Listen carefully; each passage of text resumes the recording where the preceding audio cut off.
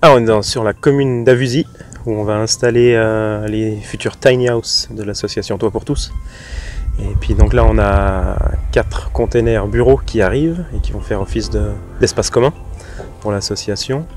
Et puis ensuite on va avoir les 5 tiny house qui vont accueillir des familles qui vont arriver. Et puis après on fera la creuse et puis les intégrations de toutes les canalisations, évacuation, arrivée d'eau et autres. Là j'ai une entreprise, un bureau d'études d'architecte paysagiste et puis je gère tout ce qui est gestion de chantier. Et donc en gros l'installation de ces tiny house et puis de l'écoquartier. On va d'abord poser 4 containers qui feront office de partie commune. Donc après on va aménager à l'intérieur salle de bain, toilette, cuisine, lave-vaisselle, tout ça. Tout ce qui est espace commun avec une partie effectivement salle à manger, salon. Comme ça les gens pourront partager un lieu. Et puis après chacun aura sa propre tiny house indépendamment.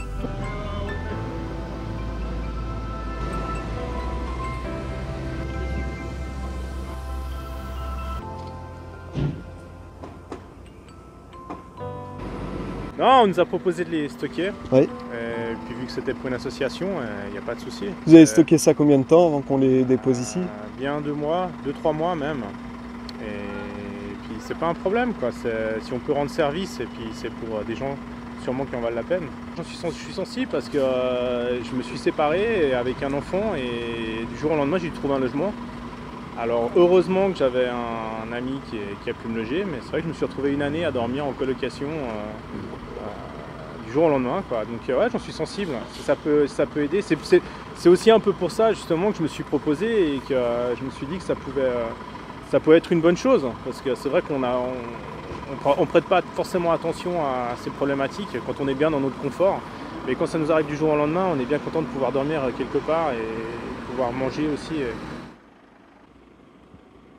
Et qu'il faut garder en tête qu'un jour ou l'autre on peut en avoir besoin, ça peut nous arriver, on n'est pas à l'abri d'un souci, d'un pépin, donc il faut garder ça à l'esprit et que c'est pas parce qu'on est entrepreneur qu'il faut bomber le torse et puis oublier les gens qui peuvent avoir besoin, quoi. Moi je sais qu'à l'époque on a eu besoin, on ne nous a pas rendu service, heureusement on est encore là et ça fait réfléchir, voilà, ça fait réfléchir.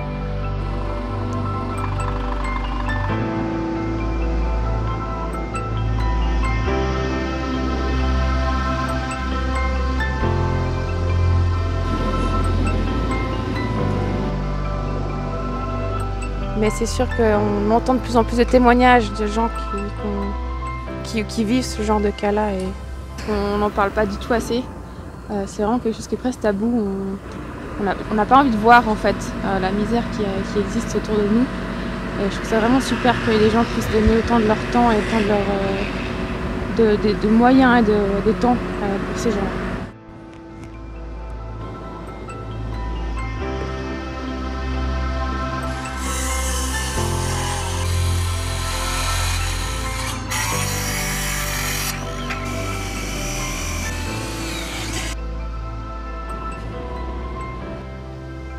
Peu concerné.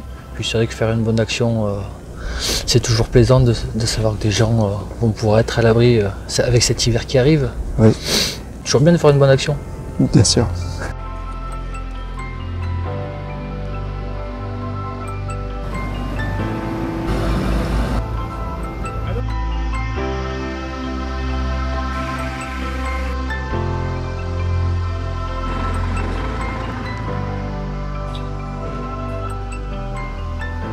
Ça va? Ouais. Content? Ouais. C'est bon, c'est fini, c'est installé. C'est installé? Enfin, Ça va tenir longtemps? C'est posé. C'est posé. Maintenant, il y a le reste qui arrive. Mais... Voilà, le reste, ça va être quoi? Les tiny house, et puis l'installation à l'intérieur, sanitaire et autres. Donc il y a encore du job à ce niveau-là. L'électricité, etc. Ouais, donc là il y a encore du boulot. Mais c'est déjà une étape de fait. Le plus important, c'est quoi? C'est trouver des terrains maintenant? Trouver des terrains, financer ou fabriquer les tiny house, ça c'est effectivement ce qui est important. Après, effectivement, donc là on a vu avec la commune d'Avuzy, c'est un joli partenariat parce qu'ils sont tout à fait pour ce genre d'installation. Et puis donc on espère que d'autres communes ont des terrains comme ça, on va dire vacants, pour 2, 3, 5 ans, qui mettent à disposition.